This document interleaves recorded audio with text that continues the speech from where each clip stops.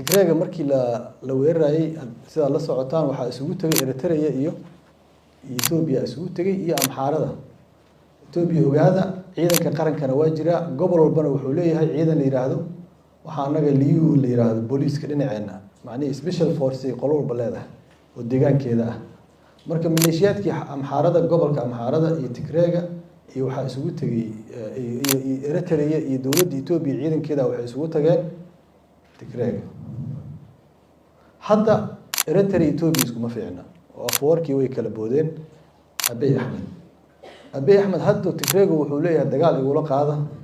Eritrea